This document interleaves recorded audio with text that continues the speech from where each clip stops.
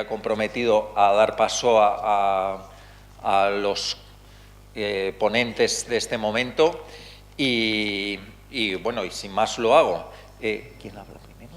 Bueno, en primer lugar va a hablar Carissa Vélez. Ella estudió en la Universidad de Salamanca y luego hizo un largo periplo formativo por las universidades de Toronto, Nueva York y ahora Oxford.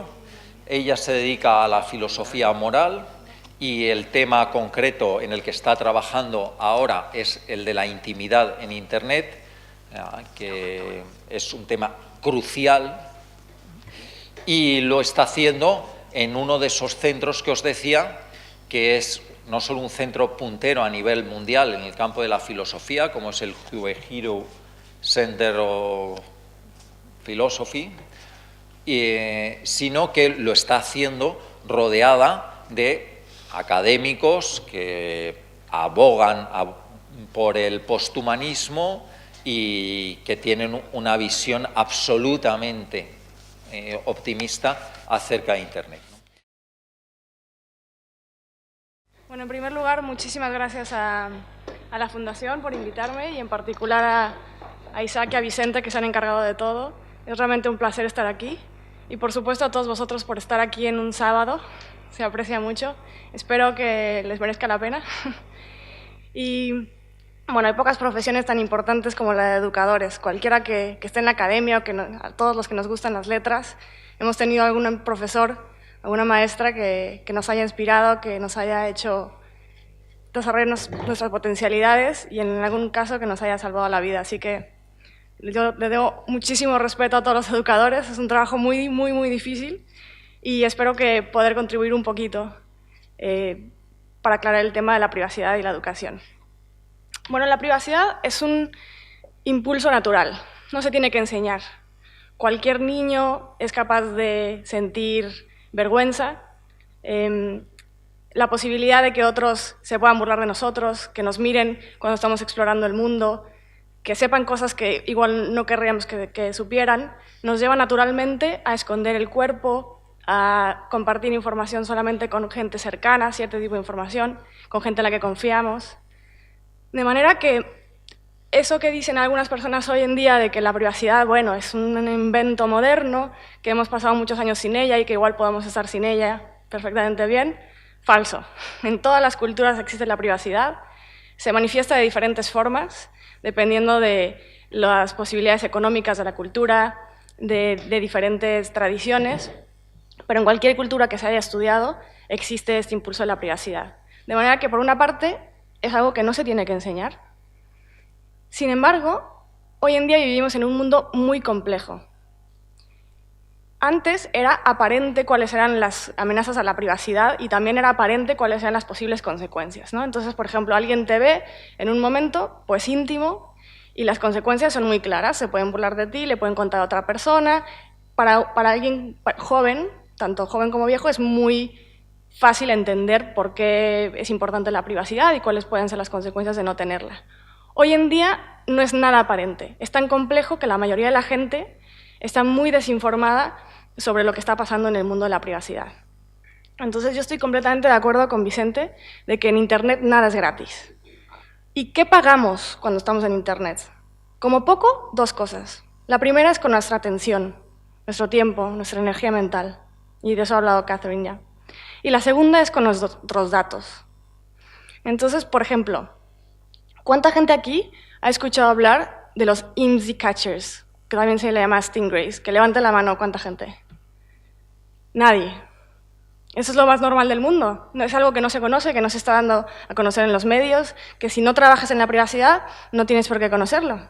Bueno, un IMSI catcher es una máquina que cuesta entre $1.800 y $12.000, dependiendo de qué tan potente sea, que actúa como si fuera una antena de teléfono. Entonces, vuestro teléfono móvil todo el tiempo está tratando de conectarse a la antena más cercana. Y esta máquina pretende ser una antena para que tu teléfono se conecte y en ese momento la persona que tenga el IMSI catcher puede acceder a tus llamadas, a tus teléfonos, a tus mensajes, a todo lo que mires por Internet, todo lo que busques Y estas máquinas se están utilizando por la policía, por supuesto, pero están hechas por empresas privadas, de manera que cualquiera lo puede comprar. Entonces, en ocasiones están siendo utilizadas por tiendas y demás. Otro ejemplo. Hoy en día las tiendas quieren saber exactamente quién eres, qué te interesa, qué has comprado y qué te ha llevado a comprar eso. Entonces quieren saber que la misma persona que tiene un móvil es la persona que tiene una laptop que vio un anuncio el día anterior y que al día siguiente fue a una tienda en tal calle y compró ese producto. Y triangular esto no es fácil, de manera que están tratando de innovar. Entonces, una manera en que lo hacen es poniendo una clave dentro de los anuncios comerciales que se escuchan en la radio o en la tienda misma cuando escuchas música, que los humanos no los podemos escuchar, pero que tu teléfono lo capta y produce una señal. De manera que ellos puedan saber que tú eres la persona que tiene ese teléfono, que fuiste a esa tienda, que viste el anuncio ayer en la tarde cuando estaba prendida la tele en tu casa y funcionó. Ese es otro ejemplo, ¿no? Entonces, todo el tiempo estamos siendo vendidos, estamos siendo estudiados y la mayoría de la gente no tiene ni idea de qué está pasando. Y por eso necesitamos educación, porque ya no es aparente cómo proteger nuestra privacidad. Antes lo era y ya no. Además, la privacidad es un trabajo en equipo. Si otros no se protegen, nos exponen a nosotros. ¿Por qué? Pues porque son nuestros vecinos y vivimos en el mismo edificio, porque son nuestra familia y tenemos los mismos genes, porque son como nosotros, tenemos los mismos hábitos. Y todo lo que alguien exponga sobre sí mismo, expone a alguien más también. Se crea una cultura de la exposición en donde el que no dice, el que no expone, ya por eso mismo sobresale. Entonces, se necesita cultura, por una parte, educación por una parte, para proveer de información, que los chavales, que la gente sepa lo que está pasando, y por otra parte, para cultivar una cultura de la privacidad. Porque las culturas, evidentemente, son diferentes y algunas culturas son mucho más respetuosas de la privacidad que otras.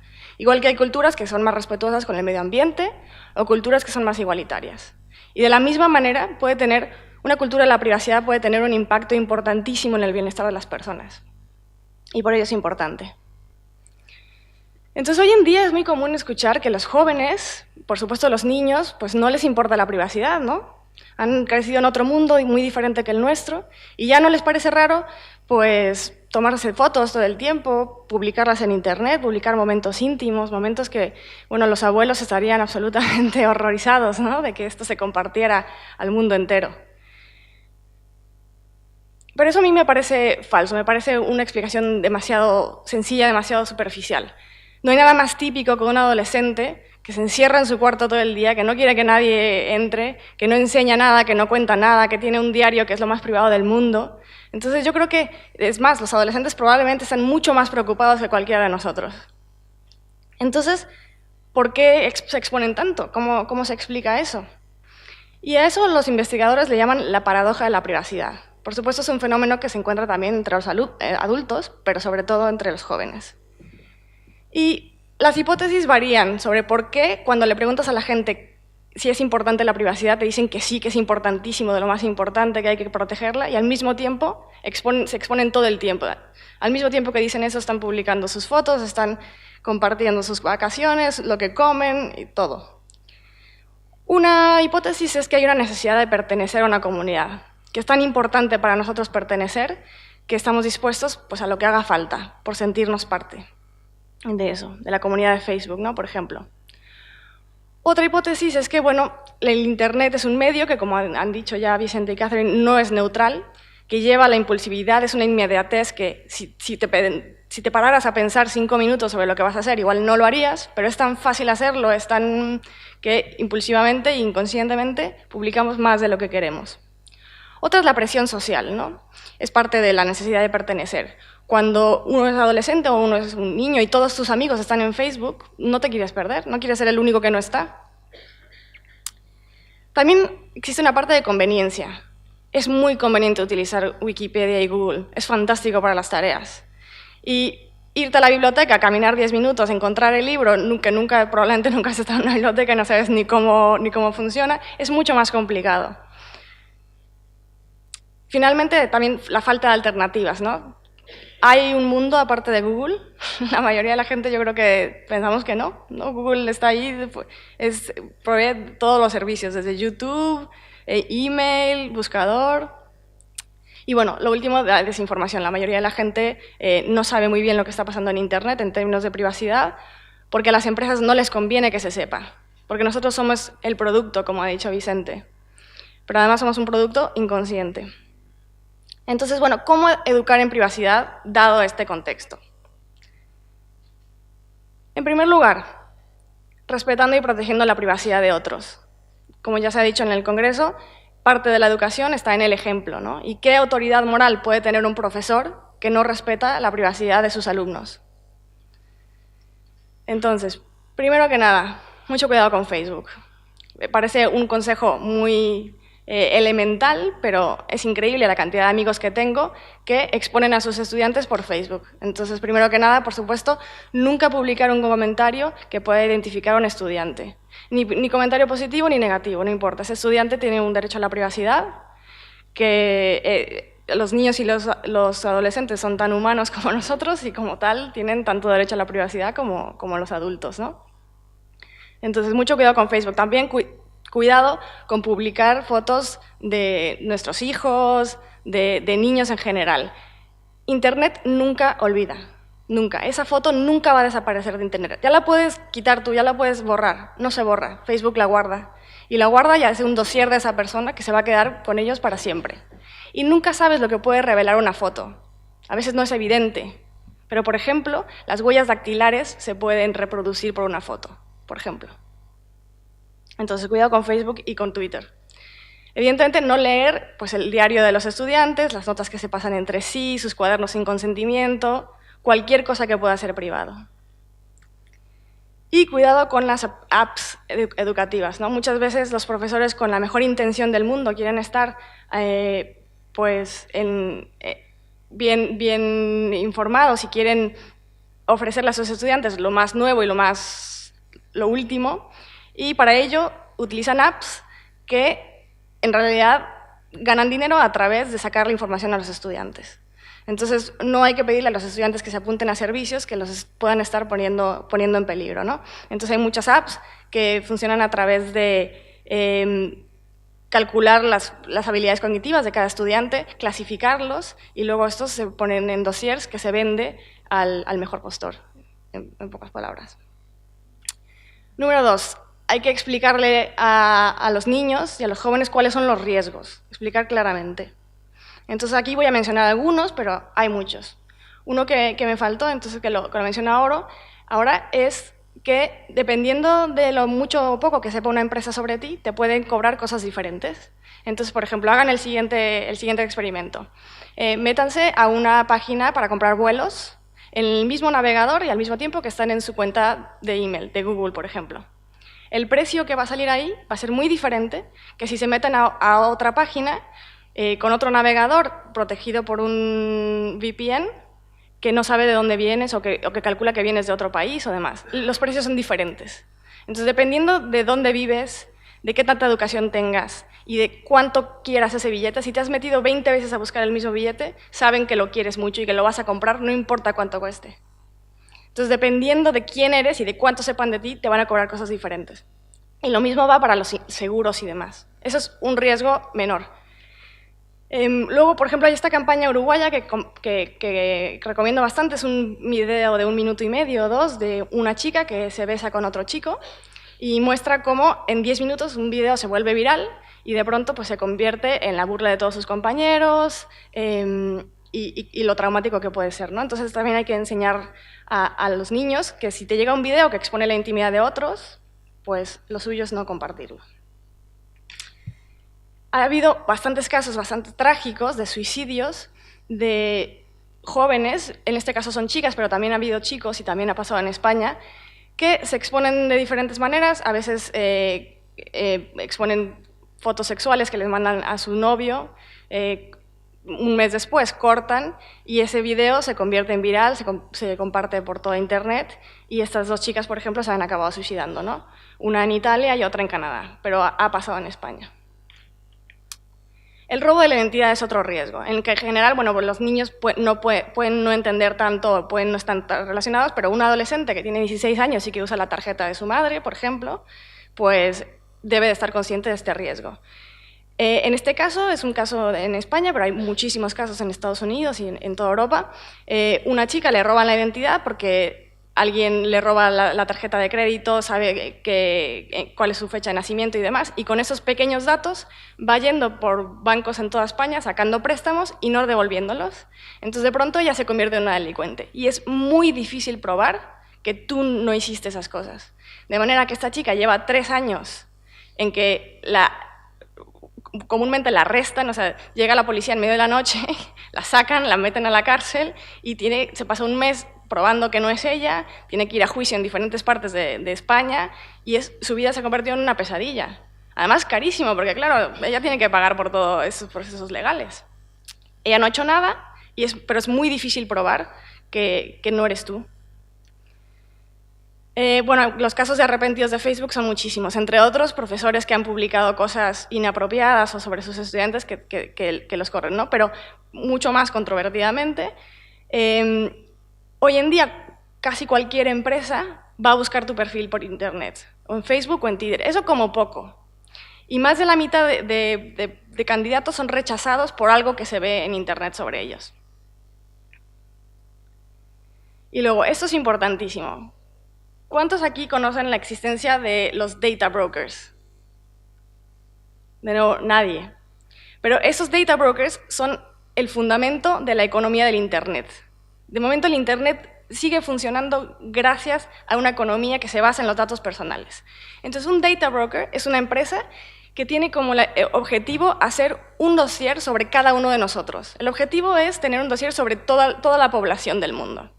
Y en algunos casos lo logran. Por ejemplo, en Estados Unidos hay una que presume de tener 200 millones de dossiers de los 300 millones de habitantes de Estados Unidos, ¿no? Una barbaridad. ¿Y qué hay en este dossier? Todo lo que te puedas imaginar. Todo lo que has puesto en Facebook, todo lo que has puesto en Twitter, todo lo que has comprado por internet, todo lo que has hecho clic, todas las web pages en donde te has registrado, todo. ¿Y qué quieren con esta información? Pues muchas cosas. En primer lugar, analizar la personalidad. Entonces se basan en este estudio de las 5 personalidades y tratan de saber si eres extrovertido, si estás abierto a nuevas experiencias, hacen todo un perfil de ti.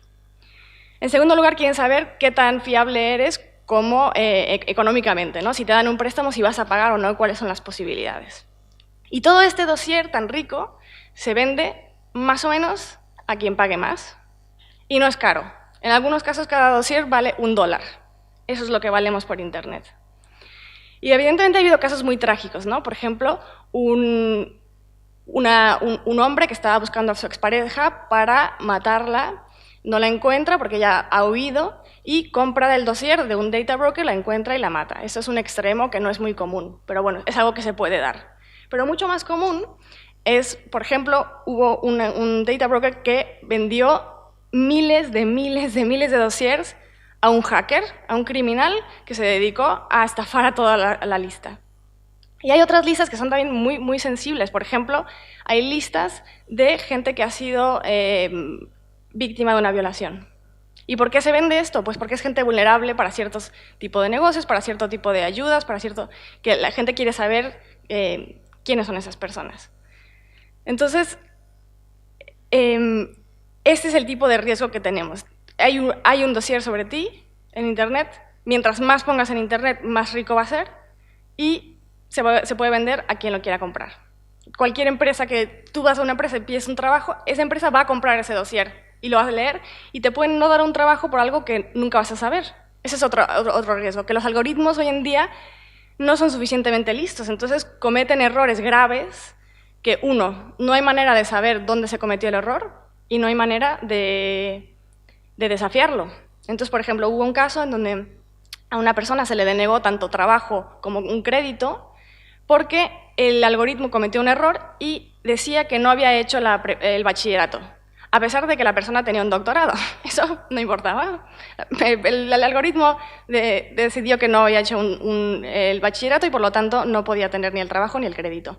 Y se pasó 7 años con muchísimas investigaciones y con procesos legales y demás hasta que descubrió qué era lo que había pasado. Pero la mayoría de la gente nunca va a desafiar esa decisión y la mayoría de la gente le van a denegar un trabajo o un algoritmo o un préstamo, nunca le van a explicar por qué y van a salir desfavorecidos.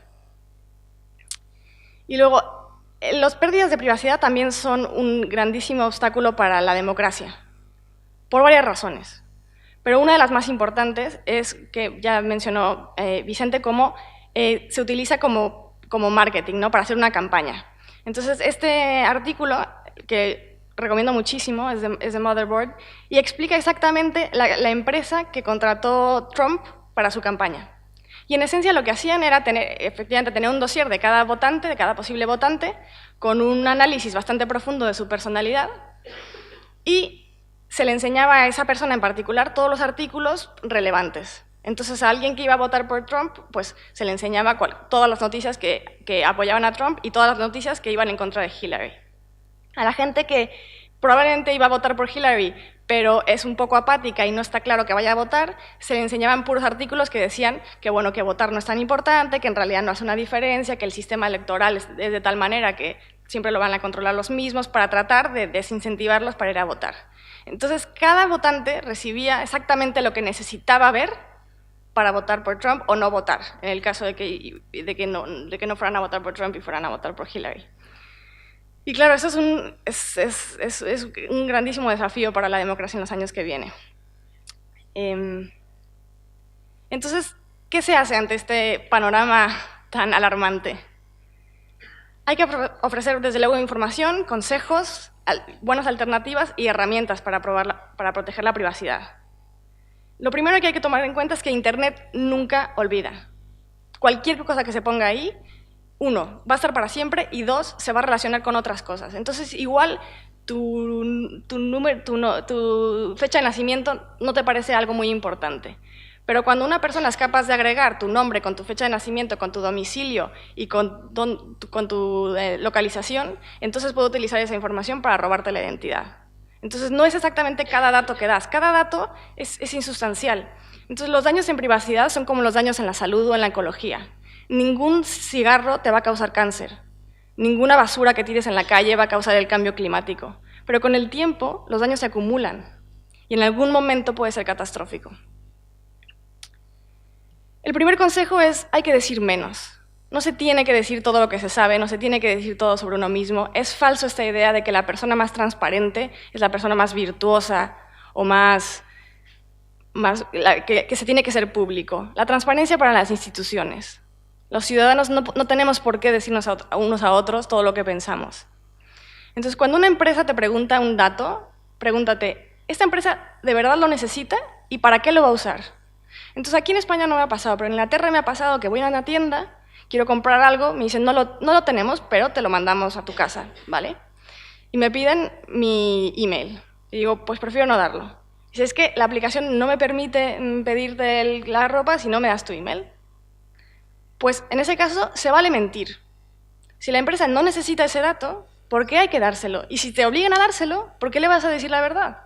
Es una empresa, lo único que pueden utilizar eso es en tu contra. Eso no se va a utilizar a tu favor.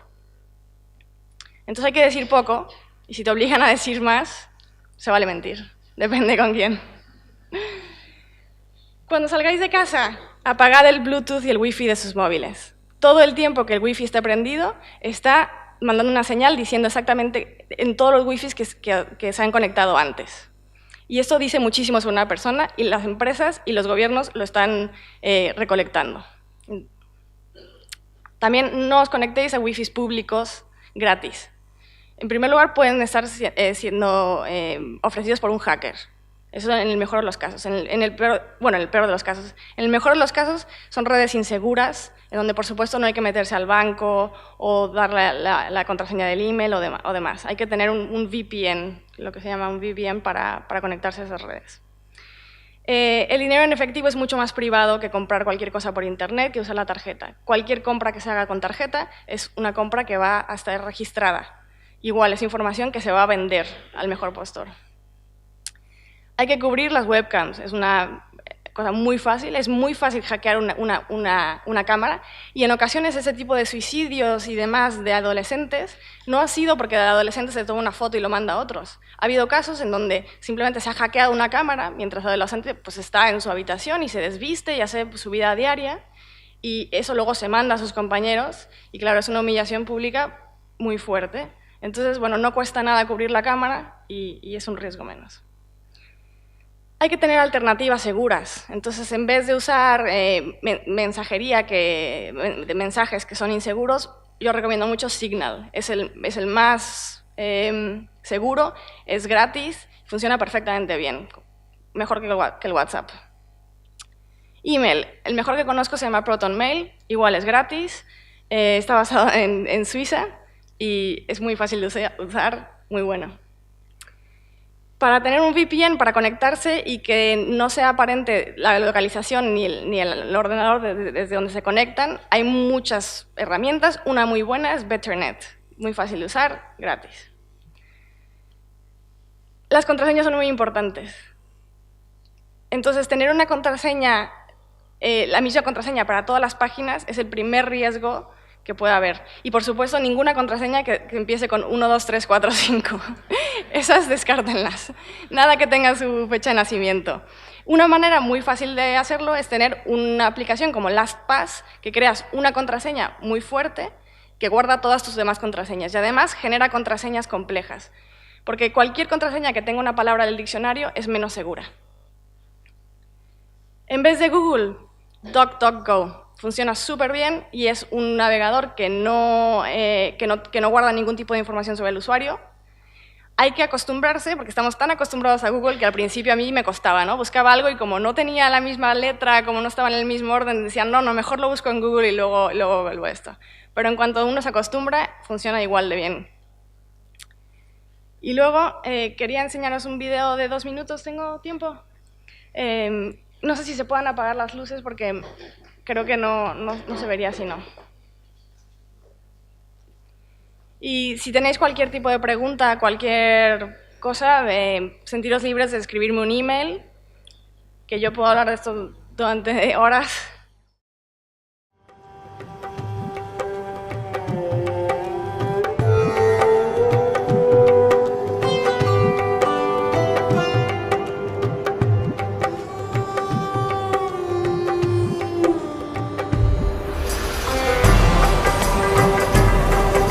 Dag Fien. Dus Caroline. Voilà. Ik zie een school tegen Antwerpen. Ja. Insecten. Alsjeblieft. Ik voel 2 insecten op je rug. Kan dat? Ja, vlinders. Slovenie? Zo, hè. Een moto. Oranje. Pats erop. Zenit. Oui, bien. Je hebt een vriendin. Julie de... Ja. Een boeiend liefdesleven.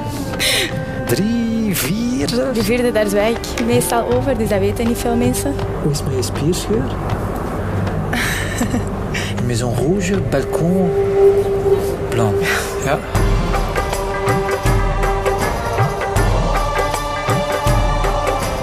Ik zie geld, ik zie transacties. Maar kent je rekeningnummer van buiten? Ik denk dat ik het wel weet. Die staat wel negatief op je bankrekening. Ja? 97. Last month, you spent €200 on alcohol.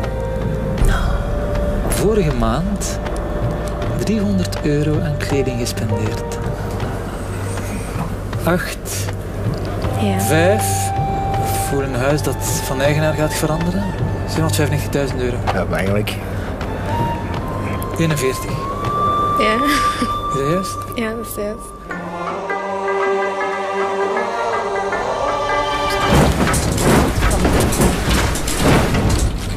Oh my god. Oh nee. Ah, dat is, ik weet niet hoe eng.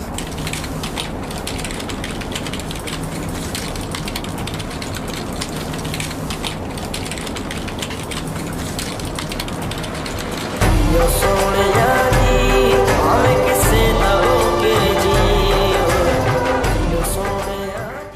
Muchísimas gracias.